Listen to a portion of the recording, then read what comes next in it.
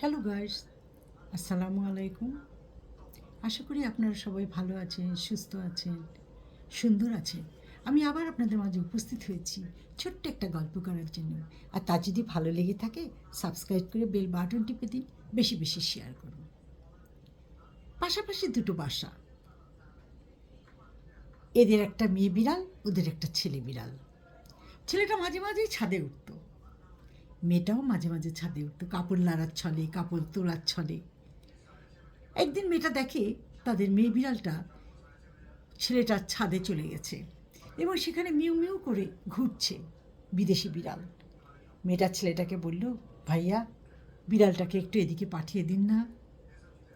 ছেলেটাও হাসির ছলে বলল, হুম, পারবো না, দরকার হলে তুমি নিজে এসে নিয়ে যাও। মেয়েটা বলল, তাহলে দরজাটা খুলে দিন, আমি আসছি। ছেলেটা নিচে নেমে দরজাটা খুলে দিল।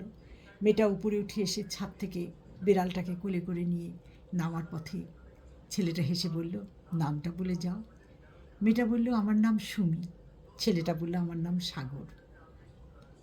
এভাবে একদিন দুদিন কথা বলতে বলতে দুজনের মধ্যে ভীষণ মিল হয়ে যায়। বাড়ির সবাই জানতো তাদের ভিতরে একটা সম্পর্ক চলছে, তাই বাড়ির লোকরাও কিছু বলতো না। মেয়েটা খুব ভালো ছিল, লক্ষ্মী ছিল।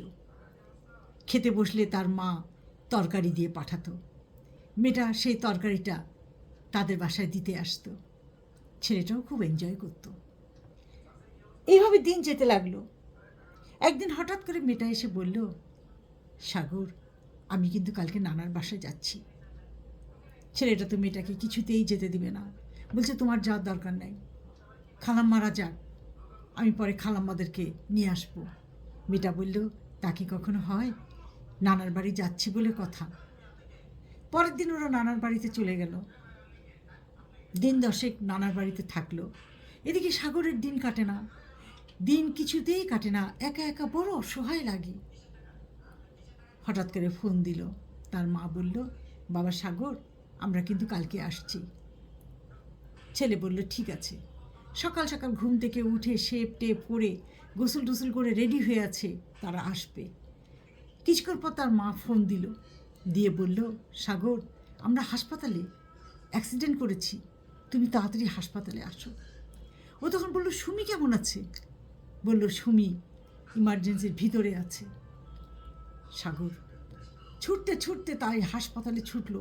সে ভুলেই গেছে যে একটা গাড়িতে উঠে, একটা সিএনজিতে উঠে সে পৌঁছে যেতে পারে।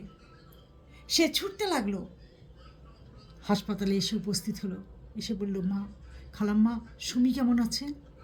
বলছে, সুমি ভিতরে। তার মা কাঁদতেছে।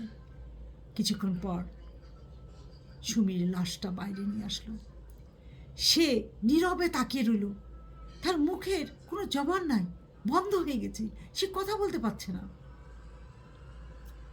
তারপর সব কিছু করে কবরে সুমিকে যখন শুইয়ে দিল, সে দাঁড়িয়ে দাঁড়িয়ে দেখল। তারপর সবাই যখন চলে গেল, সে পাক্কা 2 ঘন্টা কবরটা জড়িয়ে ধরে কেঁদেছে, খুব কেঁদেছে। আর বলেছে, বেঁচে থাকতে কোনো দিন তোমাকে স্পর্শ করে দেখিনি আমি, তোমার হাতটাও ছুঁইনি, জানি তুমি আমার হবে, তাই আমি আগের থেকে আমার কোনো পাওয়ার আশাটাকে আমি মিটিয়ে দেইনি। তুমি যেখানে থাকো ভালো থাকো শুনি। তারপর সে কিছুদিন পাগলের মতো ছিল, ছাদে উঠতো না, ঘরের বাইর হতো না। ধীরে ধীরে দিন চলে যায়, সময় চলে যায়, মানুষেরও পরিবর্তন হয়। আস্তে আস্তে সে ভুলতে শুরু করলো। আজ সুমি মরার 2 বছর। সাগর সেই বছরগুলো কবরস্থানে যায়, দোয়া খাই করে, তারপর চলে আসে। এই তো জীবন। আজ এই পর্যন্ত। ভালো থাকেন, সুস্থ থাকেন, আল্লাহ হাফেজ।